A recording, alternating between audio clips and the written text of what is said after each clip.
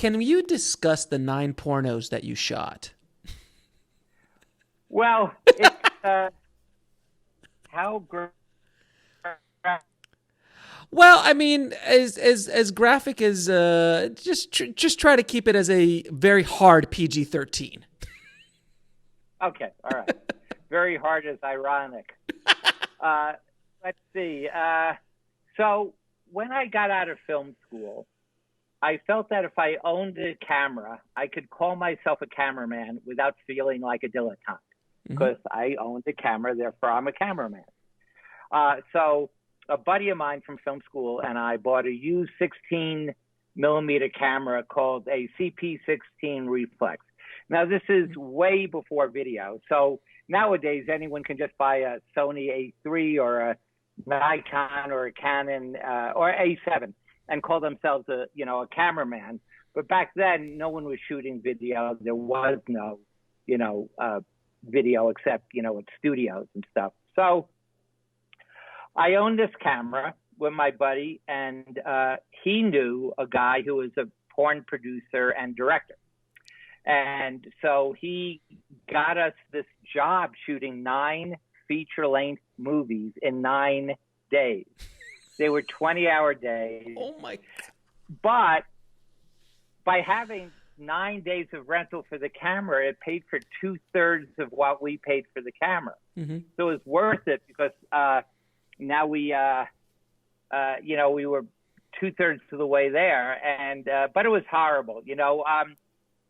I made a contribution because at film school, everything, film was so expensive, 400 feet of raw stock to buy it, develop it, print it, so at film school, you always pre-planned everything. You did shot lists. You knew exactly what you're going to shoot.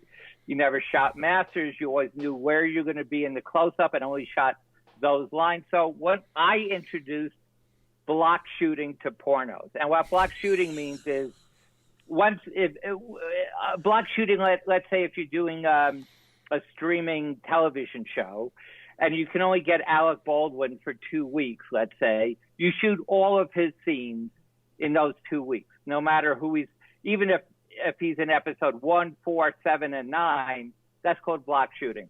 So what I convinced Dick, the producer and director, to do. No pun intended. No pun intended either. Very hard.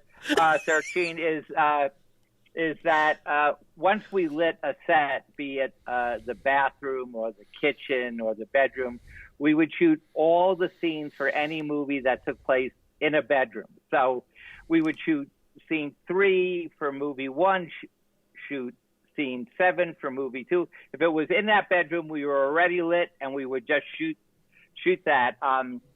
We also had a dentist set, which was incredibly unerotic, and because who wants to, it's, and also water picks are really not sucking devices. They're sucking devices. They're not projectile devices. So it made no sense. And also, you don't want to think about having sex in dentist, yes, or I didn't, but. No, it doesn't seem very apt. I mean, the dentist is probably one of the more painful, non-comfortable places to be in your life as a general statement, let alone thinking about having sex in that environment. And there's not a lot of room there or anything. So, so in any case, we shot those 9 features in 9 days, and things went horribly wrong on the last day. And without going into the details, I ended up, when a double insertion, some call it a double penetration, went horribly wrong, I ended up being covered in foamy, liquefied, warm, effervescent human excrement. Oh, that's an amazing description. The problem is I've always been a very wide-angle guy. When I was shooting stills with my Leica, I used a 21 millimeter. Yeah. I would say half of the shots in any movie I've ever shot or directed have been a 21 millimeter or wider. And 16 millimeter, the equivalent of a 21 millimeter, is called a 10 millimeter.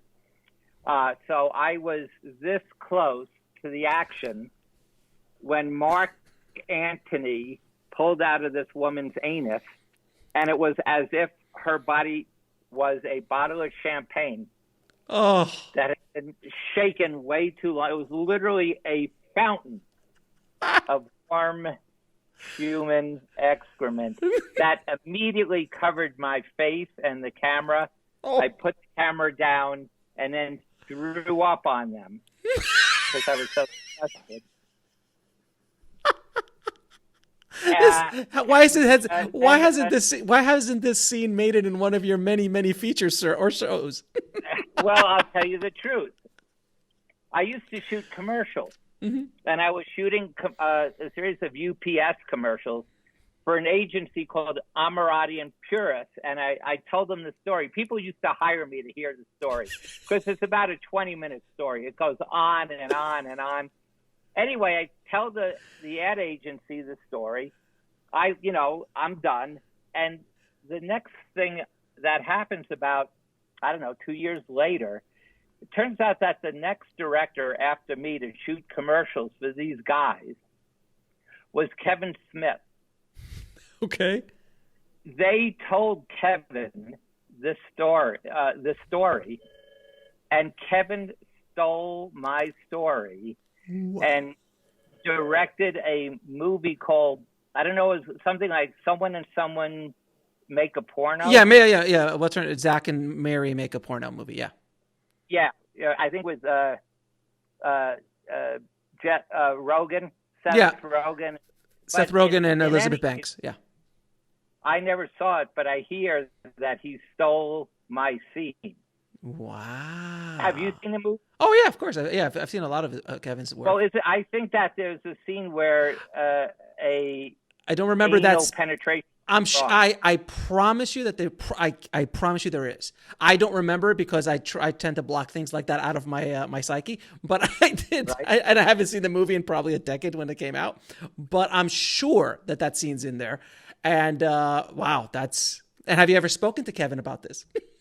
I haven't, but his people emailed me and said Kevin is releasing the special edition DVD and wants you to talk about your porno experience. And I said, are you kidding? He stole my story, and now he wants me to also let him interview me for his DVD. So I didn't do it. Oh, all right. Well, so I'm kind of happy I asked you the question, but I'm kind of not. So right. It's amazing because I've heard. I'm originally from South Florida, and in the South Florida market, when I was coming up, there was a lot of guys who I started off as an editor before I became a director, and there was people like, hey, we gotta do porn, and like that pays the bills. I never ever once got the opportunity. I never was even asked. I'm sure I would have done it as a younger man. I'm sure I would have edited it. But I could only imagine shooting 9 full-length feature film pornos in 9 days. Not only is that exhausting, but you must become numb to all of it. Like, I'm sure, like, for the first 5 minutes, you're like, oh, this is kind of cool. And then that's it. Yeah, not even 5 minutes. Maybe. No, it was never cool. It was never fun. I always say that if they released porns with smell-o-vision, no one would ever see a porn again.